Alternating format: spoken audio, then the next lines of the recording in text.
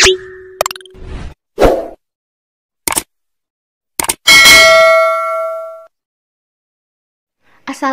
warahmatullahi wabarakatuh. Welcome back to my channel Utin Fatma. Halo teman-teman, gimana nih kabarnya? Aku harap teman-teman dalam keadaan sehat walafiat ya, selalu diberi kemudahan dan kelancaran dalam belajar. Di videoku kali ini aku mau share kembali mengenai prediksi tes SKD CPNS tahun 2021 berdasarkan FR di bidang kompetensi tes karakteristik pribadi. Karena ternyata masih banyak kawan-kawan kita yang sudah tes itu masih banyak yang gugur di tes TKP-nya ya teman-teman. Ya memang karena passing grade-nya juga paling tinggi ya teman-teman, 166 dari 45 soal. Jadi teman-teman di sini wajib menjawab benar dengan poin 5, berarti itu sebanyak 34 soal ya teman-teman. Dan 11 soal itu baru bisa di bawah poin 5, yaitu untuk ngebangsi ya teman-teman, karena lulus passing grade aja itu nggak menjamin kita bisa masuk atau lanjut ke tahap tes selanjutnya SKB, karena untuk lanjut ke tes SKB itu yang diperlukan 3 kali formasi. Ikut aku rekomendasiin platform belajar online di Sahabat CPNS. Karena menurut aku ini sangat-sangat membantu teman-teman, karena di sini banyak sekali tryout-nya dan latihan soalnya beserta pembahasannya serta grafik teman-teman ya, hasilnya gitu ya teman-teman. Dan untuk teman-teman yang sudah tes SKD juga di sini ada paket SKB dan bimbel online-nya juga ya teman-teman. Jadi tunggu apa lagi, segera daftar. Untuk link pendaftarannya ada di deskripsi video ini, dan gunakan kode voucher Utin Fatma untuk mendapatkan potongan harga. Oke, nggak perlu berlama-lama lagi, kita langsung ke contoh soal beserta pembahasannya. Soal yang pertama, Tuti merasa kecewa ketika keberhasilannya dan prestasinya dalam bekerja dalam menyelesaikan suatu proyek tidak mendapat pujian, apalagi hadiah penghargaan dari pimpinan, sehingga Tuti tidak berniat mengikuti kegiatan proyek berikutnya. Oke, kita lihat pilihan jawabannya. Berdasarkan FR ini memang soal TKP itu terkadang hanya menyajikan studi kasus, nggak ada pertanyaannya, jadi kita tinggal memilih pilihan jawabannya. Teman-teman harus bisa ya, pasti bisa. Oke, kita lihat pilihan jawabannya yang A. Sikap Tuti menunjukkan bahwa usaha kerjanya hanya bertujuan untuk keuntungan dirinya. Ini kurang tepat ya teman-teman, karena Tuti di sini dikatakan berhasil dan berprestasi gitu dalam bekerja ya teman-teman. Berarti dia memang ya bekerja untuk perusahaannya gitu ya teman-teman, untuk proyek tersebut gitu ya. Nggak semata-mata untuk keuntungan dirinya. Hanya saja dia masih mengharapkan hadiah dan pujian gitu ya teman-teman. Bisa ya, berarti yang A nih masih kurang tepat. Yang B, Tuti adalah seorang pegawai yang baik, namun sikapnya bekerja untuk mencari pujian atau hadiah adalah kurang tepat. Oke, ini bisa ya teman-teman. Yang C, sikap Tuti dapat diterima. Ini sangat tidak tepat ya teman-teman. Yang D, sikap Tuti sudah tepat karena ia telah menunjukkan bukti sebagai karyawan yang baik. Oke, untuk yang pertama sikap Tuti sudah tepat itu kurang tepat ya teman-teman. Kalau ia telah menunjukkan bukti sebagai karyawan yang baik itu memang benar, memang sesuai dengan konteks soal gitu teman-teman. Tapi yang D berarti termasuk yang kurang tepat jawabannya. Untuk yang E, Tuti kurang bersikap bijaksana, seharusnya ia belajar menerima situasi tersebut. Oke, ini bisa, berarti kita tinggal opsi B dengan opsi E. Nih kira-kira yang mana nih? Yang B ataukah yang E? Baik, jawaban yang paling tepat dengan poin 5 adalah yang B ya teman-teman. Di sini Tuti adalah seorang pegawai yang baik, namun sikapnya bekerja itu untuk mencari pujian atau hadiah adalah kurang tepat. Kenapa bukan yang E? Kalau yang E di sini Tuti kurang bersikap bijaksana, seharusnya ia belajar menerima situasi tersebut. Iya, memang benar, tetapi kalau yang B ini memang benar-benar menjelaskan Tuti itu adalah seorang karyawan baik, karena terlihat di sini dia dikatakan berhasil dan berprestasi dalam bekerja gitu ya teman-teman. Namun sikapnya itu kurang tepat karena dia masih mengharapkan pujian atau hadiah gitu ya teman-teman. Bisa ya. Oke, kita lanjut ke soal berikutnya. Saat dalam perjalanan menuju kantor, motor Anda tiba-tiba bannya bocor, padahal pagi itu Anda harus memimpin rapat divisi. Di dekat Anda ada pangkalan becak, bagaimana sikap Anda? Oke, kita lihat pilihan jawabannya. Yang A, marah pada keadaan. Ini kurang tepat ya teman-teman. Yang B, segera memilih untuk naik becak ke kantor. Oke, ini bisa. Yang C, menelpon teman sekerja untuk menjemput. Ini bisa. Yang D, menelpon atasan dan meminta untuk membatalkan rapat. Ini saya rasa kurang tepat ya teman-teman. Terlebih lagi kita hanya seorang karyawan, nggak seharusnya tindakan tersebut dilakukan ya, kita meminta atasan lagi gitu ya teman-teman.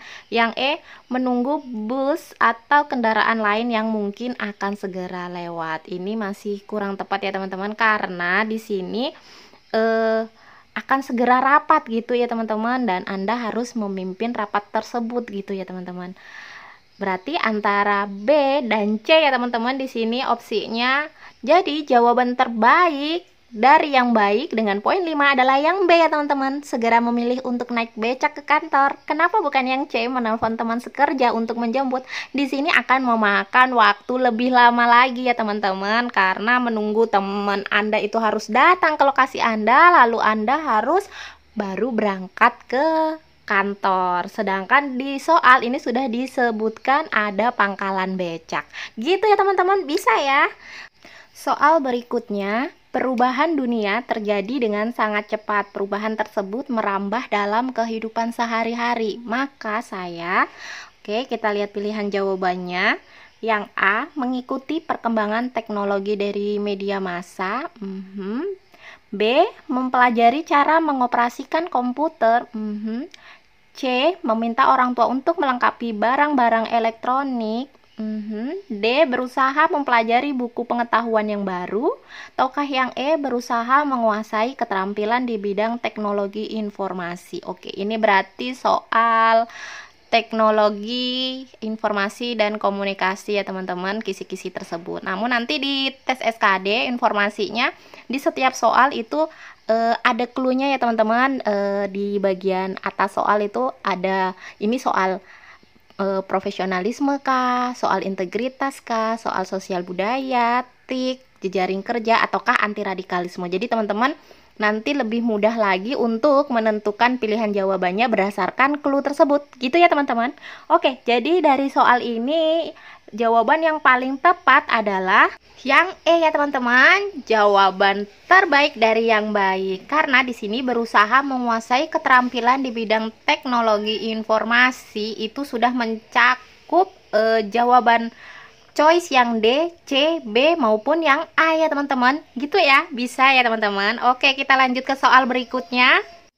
Saya ditawari pekerjaan yang saya idam-idamkan sejak lama. Namun pekerjaan tersebut memiliki gaji yang lebih kecil dibandingkan pekerjaan yang saat ini saya kerjakan. Maka sikap saya, kita lihat opsi jawabannya. Yang A, bertahan pada pekerjaan saya yang lama. Berarti pekerjaan yang lama itu gajinya lebih besar ketimbang pekerjaan yang sudah diidam-idamkan ya teman-teman, namun gajinya lebih kecil. Yang B, menimbang terlebih dahulu baik buruknya, kemudian baru memutuskan akan diambil atau tidak. Oke, bisa. Yang C, meminta pendapat orang terdekat dahulu. Bisa. Biasanya kalau kita yang sudah menikah bisa diskusi dulu dengan pasangan ataupun ke orang tua bagi yang belum menikah gitu ya teman-teman. Yang D, menolaknya secara halus karena tidak sesuai dengan gaji yang diinginkan. Ini sih tidak tepat ya teman-teman kalau yang D. Yang E, mengambil pekerjaan tersebut karena memang disukai. Oke, jadi jawabannya baik-baik. Tapi jawaban yang paling baik dari yang baik di sini adalah yang B ya teman-teman.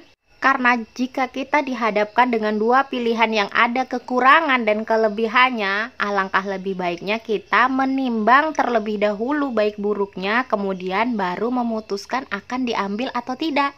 Begitu ya teman-teman? Bisa ya, kita lanjut ke soal berikutnya. Saya melakukan kesalahan dan itu berakibat buruk pada semuanya. Sikap saya ketika menghadapi hal tersebut. Oke, kita lihat opsi jawabannya. Yang A, menyesali perbuatan saya. B. Meminta maaf pada semua pihak yang terkena akibat buruk kesalahan saya. C. Melakukan introspeksi diri, meminta maaf pada semua pihak dan meningkatkan kinerja agar tidak terjadi lagi. D. Menyalahkan diri sendiri karena sudah membuat semua orang jadi terkena akibatnya. Ataukah yang E. Menerima kesalahan tersebut dengan lapang dada? Jawaban terbaik dari yang baik adalah yang C ya teman-teman. Di sini melakukan introspeksi diri, meminta maaf pada semua pihak dan meningkatkan kinerja agar tidak terjadi lagi. Ini adalah opsi yang paling solutif untuk menjawab pertanyaan tersebut ya teman-teman, ketimbang opsi A, B, D, dan E. Karena kalau pada opsi A itu hanya menyesali perbuatannya saja, nggak ada tindak lanjutnya gitu ya teman-teman. Sedangkan yang B itu meminta maaf pada semua pihak yang terkena akibat buruk kesalahan saya, itu hanya sekedar meminta maaf. Jadi nggak ada perbaikan diri, dan bisa sewaktu-waktu kesalahan itu bisa terulang kembali gitu ya teman-teman kalau nggak ada introspeksi diri. Sedangkan yang D ini opsi yang sangat tidak tepat ya teman-teman, karena menyalahkan diri sendiri gitu ya teman-teman, nanti bisa-bisa depresi gitu ya teman-teman. Yang E itu menerima kesalahan tersebut dengan lapang dada. Ini juga masih kurang tepat ya teman-teman, karena tidak ada tindak lanjut di kedepannya itu seperti apa. Oke, bisa ya teman-teman, kita lanjut ke soal berikutnya.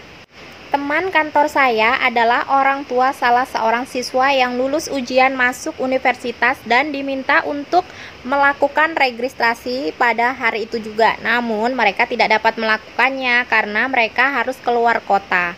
Saya akan jadi tindakan kita tuh sebagai teman kantor orang tua salah seorang siswa gitu, bagaimana gitu ya teman-teman. Kita lihat opsi jawabannya. Yang A, menawarkan bantuan untuk membantu melakukan registrasi ulang jika diperbolehkan. Bisa. Yang B, meminta teman saya untuk mempertimbangkan kembali keberangkatannya ke luar kota. Oke. Yang C, meminta teman saya untuk membatalkan rencananya ke luar kota. Yang D, anaknya disuruh tinggal dan melakukan registrasi ulang sendirian. Ataukah yang E, memahami bahwa seringkali terjadi acara yang bersamaan waktu? Opsi terbaik adalah yang A ya teman-teman. Di sini menawarkan bantuan untuk membantu melakukan registrasi ulang jika diperbolehkan.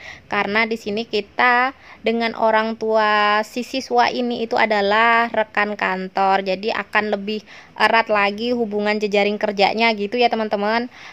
Daripada yang B di sini meminta teman saya untuk mempertimbangkan kembali, itu lebih kurang solutif ya teman-teman. Namun jawaban B itu lebih baik daripada jawaban yang C, karena yang C di sini kita meminta untuk membatalkan rencananya.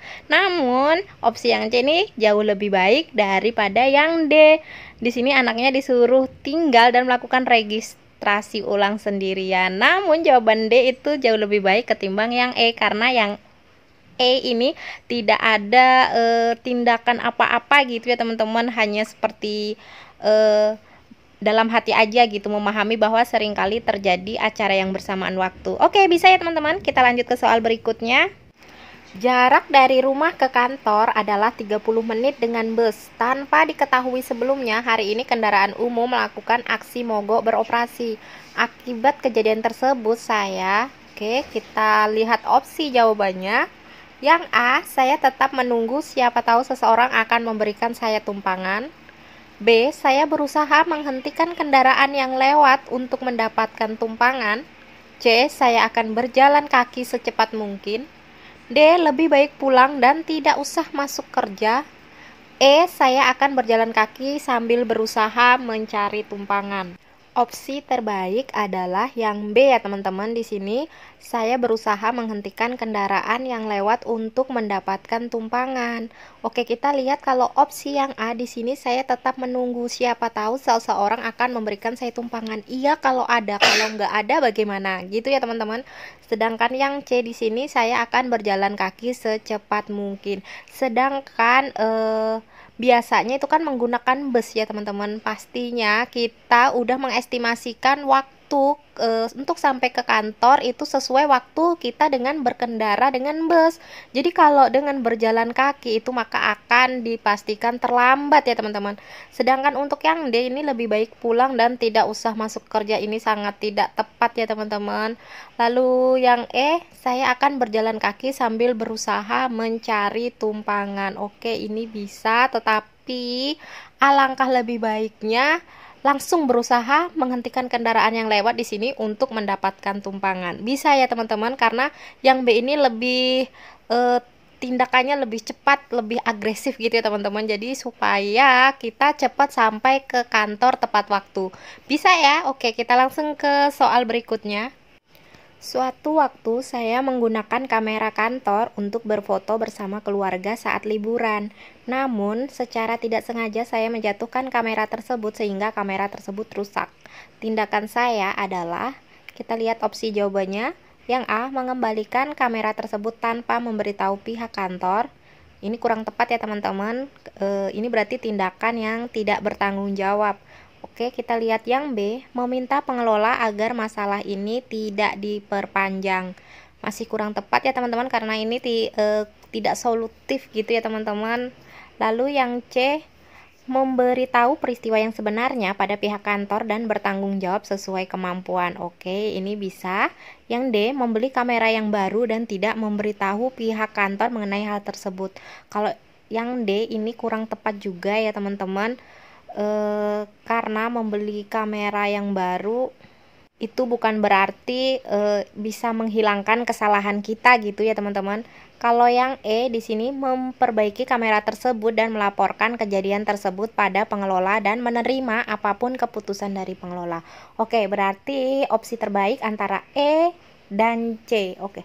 Namun yang paling baik adalah yang E ya teman-teman di sini. Kenapa? Karena berusaha memperbaiki kamera tersebut, lalu ada tindakan melaporkan kejadian tersebut pada pengelola, itu berarti kita jujur ya teman-teman dan bertanggung jawab gitu ya teman-teman, dan menerima apapun keputusan dari pengelola.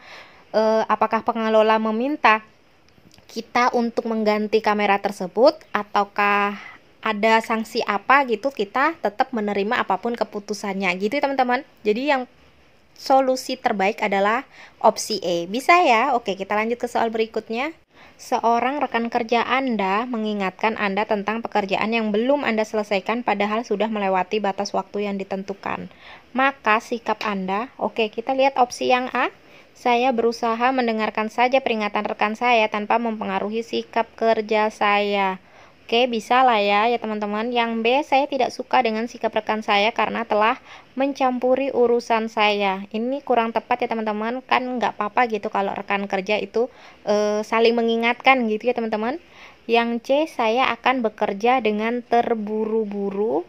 Oke, bisa. Yang D, tidak ada hubungannya antara teman saya dengan pekerjaan yang saya lakukan. Iya, memang, tapi ini berarti kita nggak berjiwa sosial gitu ya teman-teman di dalam dunia kerja gitu ya teman-teman, kalau kita sudah berpikiran negatif atas peringatan ataupun teman kita, rekan kerja kita hanya sekedar mengingatkan gitu ya teman-teman. Oke, kita lihat opsi yang E, saya abaikan saja peringatan teman saya, yang lebih penting saya dapat segera menyelesaikan tugas secepatnya. Oke, ini bisa ya teman-teman. Jadi opsi terbaik dari yang baik di sini adalah yang E ya teman-teman. Karena pada opsi E di sini ada tindakan solutifnya, yaitu segera menyelesaikan tugas secepatnya karena pekerjaan yang sedang kita selesaikan itu sudah melewati batas waktu yang ditentukan. Nah, mengenai saya abaikan aja peringatan teman saya, itu nggak apa-apa ya teman-teman, asalkan kan kita hanya mendengarkan aja, ya sudahlah gitu kan ya teman-teman. Jadi nggak ada perasaan kita lalu benci atau tidak suka gitu, enggak ya teman-teman, hanya sekedar mengabaikan aja peringatan. Yang penting kita yang lebih penting kita nih fokus dan segera menyelesaikan tugas secepatnya. Opsi yang A juga ini baik sih ya teman-teman. Di sini saya berusaha mendengarkan saja peringatan, berarti kita menerima sudah diingatkan oleh rekan kerja kita, namun di sini nggak mempengaruhi sikap kerja saya. Berarti sudah tahu pekerjaannya melewati batas waktu tetapi dibiarin aja gitu. Berarti kan ini tidak ada tindakan solutifnya gitu ya teman-teman. Jadi sudah tepat, jawaban yang paling baik di sini adalah opsi E. Bisa ya teman-teman? Sekian videoku kali ini, semoga bermanfaat, semoga bisa menambah perbendaharaan latihan soal teman-teman. Dan buat teman-teman harus perbanyak latihan soal, latihan mengerjakan tryout yang berbasis CAT ya teman-teman. Khususnya bisa teman-teman belajar di Sahabat CPNS. Dan buat teman-teman yang baru bergabung di channel ini, jangan lupa untuk subscribe agar teman-teman tidak ketinggalan informasi terbaru dari channel ini. Karena kalau teman-teman sudah subscribe, maka video aku bakal muncul di beranda YouTube-nya teman-teman. Dan kalau menurut teman-teman video aku ini bermanfaat, jangan lupa untuk share ke yang lainnya agar menebar lebih banyak manfaat lagi. Oke, sampai jumpa di season berikutnya. Thank you for watching. See you on my next video and bye.